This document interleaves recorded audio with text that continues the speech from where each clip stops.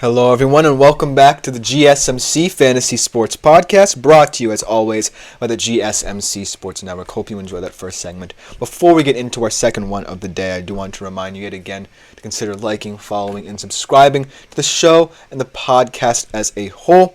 Also, if you do feel so inclined and you guys have been doing an excellent job of this, make yourselves available to the Super Chat, Super Stickers, and Super Thanks features here on YouTube. Great way to interact with the show. Great way to get your comments, questions, concerns on air as well. And I'm really happy to see you guys wish to be involved, as I love interacting with you all. But our second segment of the day, as Andre kind of alluded to in his kind of foreboding comment about Jamar going under. I actually do not have a Jamar Chase prop bet in front of me right now to present to you guys. But I think that it could be true. I think that a lot of people underrate this Commander secondary, and a lot of people underrate the situation Jamar Chase is in. So who knows? But the ones that I do have, just ones that I was perusing through and thought would be very interesting. Some are a bit bolder than others. So without further ado, let's jump right into our prop bets for tonight's game. Let's start off with a simple one, actually. Wrong one. Yes, this is the correct graphic for this particular segment.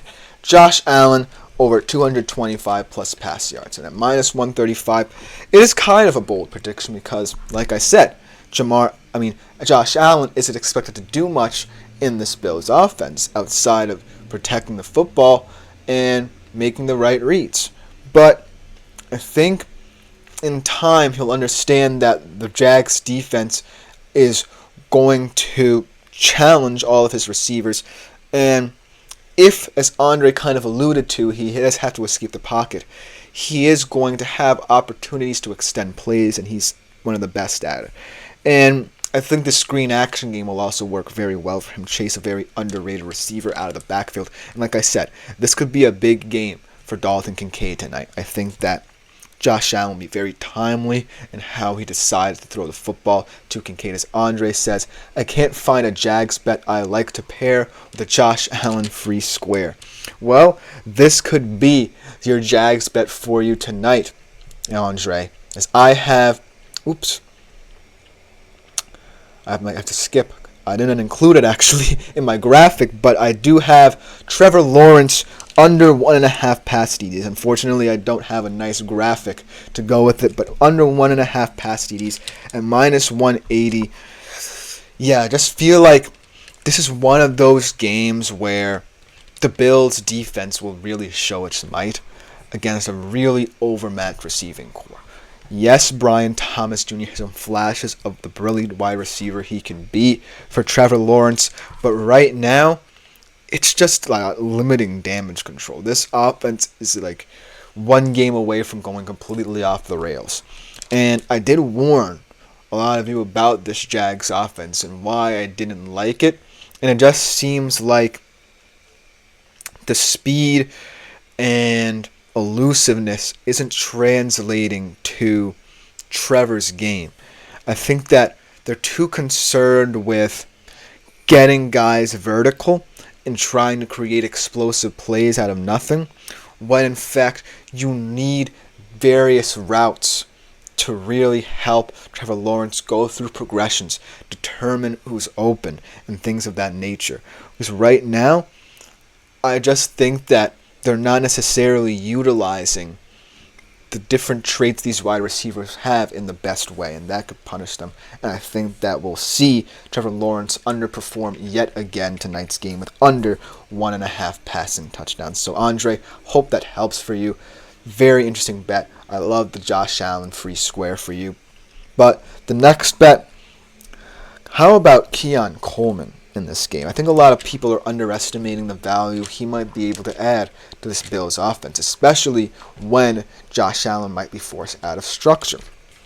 Coming out of college, coming out of Florida State, well, the thing I loved about Keon Coleman is not just his big frame and how he used it to make contested catches, but his route running abilities, knowing when and where he needs to go to a certain place in the field, adjusting his route.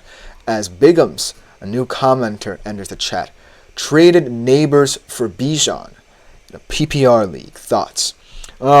that is a very ambitious trade because I actually have not liked Bijan as a fantasy asset for the first couple of weeks. Whereas Malik Neighbors actually had a fantastic game, and I'll talk about him a little bit later in the show.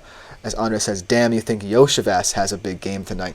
Yes, I'm very high on Yoshivas. I will get to that prop in a second. But back to Bigum's point, I think that trade is a little bit ambitious, asking a lot of Bijan. I like that he's been getting more touches in this offense under Raheem Morris, but these touches really haven't translated to much. And it's kind of weird because when Tyler Algier comes into the game for Atlanta, he seems like he has a lot of space in front of him to run. Whereas Bijan, I don't know whether it's the running scheme that they've implemented or not, but it's just not as effective for him as it is for him. As Andre says, Daniel Jones loves Neighbors, force feeds him. So yeah, I think that trading Neighbors for Bijan is a little bit skeptical, especially when Malik Neighbors has a lot of potential in terms of target share and in terms of touchdowns in that Giants system. So, I think so. And as for Yoshivas, we will get to him, I promise, in a minute. But Keon Coleman, over 2.5 receptions, does a great route runner, will keep this offense ahead of schedule, most importantly, should things go a bit awry for the Bills. But I don't think it will. That being said, it's a nice little bet to consider.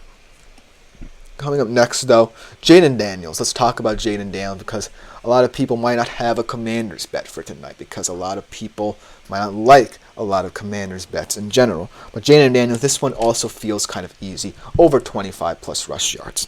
And at minus 115, I think that in order for this offense to have success tonight, their running game is going to have to be clicking immediately. I think about the Bengals' run defense. It's one of the most underrated in the league. And it's very good at going sideline to sideline to stop players. I love their edge rushers. Their linebackers are not necessarily the best, but they are very good off-ball linebackers. But Jayden Daniels, in many different ways, if there's one silver lining to his performance for these first 3 weeks, it's his improvisation.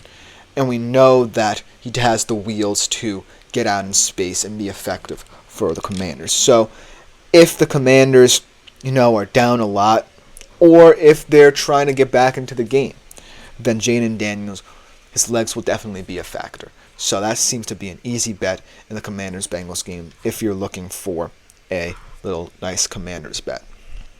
Then let's get to the man that was just mentioned, the man of the moment, Andre Yoshivas, the presumptive wide receiver 2 tonight, maybe because of the T. Higgins situation, but if he is, as Andre says, Bijan's getting outscored by second and third round running backs, I don't know what to think. Yeah, he's just been very disappointing this season. Yes, there are opportunities for him in this offense. Yes, there are touches, but they just haven't translated. Last night, I was very frustrated by the lack of breakaway ability that he was limited to in this game, because there were moments where Algier had running lanes that he utilized very well, and there were moments where Bijan kind of had the same running lanes, but was not to little effect. So I don't know what to think either about how the future of Bijan Robinson this season has going forward. But go back to Andre Yoshivas right now. As Andre said, he's just missing touchdowns. That's the thing, When you bring in someone like Kirk Cousins to run your offense, you're always asking a lot of different weapons to make themselves utilized. And it's very hard if you're the running back in the backfield in the situation when you have guys like Drake London, Darnell Mooney, who's been a big surprise, and Kyle Pitts, who all want to get in on the action. So it's kind of hard. But it is kind of frustrating, especially because Algier seems to be playing better than him. So it is kind of a weird situation where Bijan might not be as effective, even though he's getting the touches he desires in that offense. But like I said, I want to get to Andre Yoshivas. It's my ambitious bet of the night, over 40 plus receiving yards, at plus 205. It's asking a lot of the young man. His 2 catches, yes, there were touchdowns last week, but they only went for 7 yards. They were both in the red zone. But this game, look for him to be a nice little weapon. I think that, yes, he does kind of project to be more of a red zone threat for as long as they're asking him to, hold down the wide receiver 2-3 role. But I think at the end of the day, the bottom line is Joe Burrow wants to have a target for every situation. Whether it's in the red zone, whether it's in the open field, he always wants to have another target. And if it's just chase, then I don't think the offense will be as effective. So look for him to target Andrei Iosivas a little bit more in this game.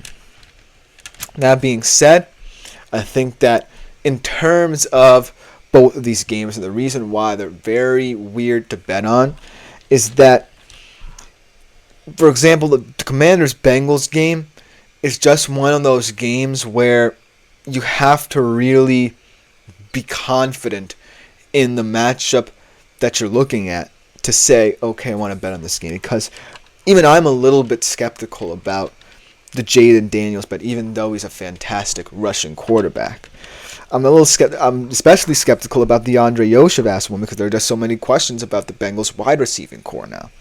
Whereas the Jags-Bills game, it seems pretty clear-cut, right? Josh Allen's probably going to have a big game. Trevor Lawrence should continue to struggle. That I didn't even mention Khalil Shakir. I just want to mention this final bet here. Khalil Shakir, I predict, will have over 70-plus receiving yards and plus 295. Quickly becoming a wide receiver 1. That's the reality situation. If a lot of you drafted Keon Coleman, it's not looking like he's going to be a receiver 1 in this system, unfortunately. But, like I said, it just seems very clear-cut with the Commanders-Bengals one could veer off in many different directions because we know we have exciting players on both sides of the football, but what with the lack of information about the status of what the Commanders could be and the whole situation on the Bengals in terms of all their kind of turmoil externally, then this game could be one of those games where you might want to sit out because you might be tempted to make a bet you wouldn't otherwise want to make, and then it's not going to hit for you in that regard. So make of these games what you will. Take my predictions with a grain of salt. But let me know what you think in the comments because both of these games are very hard to bet. Andre, I like saying Jamar's going under. Very bold prediction. Could hit, I think. But you never know. But coming up next, we transition a little bit to the world of college football where I go over my college fantasy stars from this past week and a lot of interesting games going on in college football right now. So I just want to touch on them a little bit. But we'll be right back after this short break to go to that transition. Looking for your